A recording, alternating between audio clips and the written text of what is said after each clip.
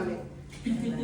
Yan, so congratulations for Ma'am Max and Lay.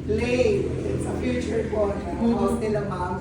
Sorry sa bosses ko. By the way, silang dalawa po is client ko na siya sa Hamanas. Kumuha na sila sa Hamana. And then they decided na kumuha for investment.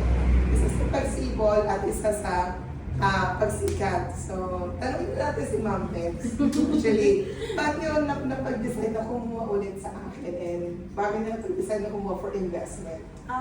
Number one sa agency siguro is yung trust. Kasi naiintindihan yung needs namin. Tapos, yung sa investment naman is syempre tumatanda na. So, di naman forever na pwede kang mag-work lang. So, yun. Ganun na. Kaya naman ba? Yun din, same with the agent. Kasi yung naiintindihan yung kung ano yung hanap namin, hindi yung pinipilit lang, pinipilit yung property, hindi nga yun yung need namin. Tapos yung sa pagkuha ng investment, kasi malaki yung parang future dito no?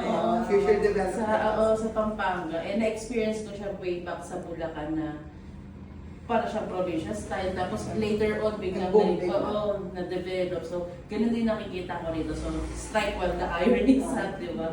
Habang mura, kunin mo na. Ayun, meron kayo gusto sabihin. Thank you.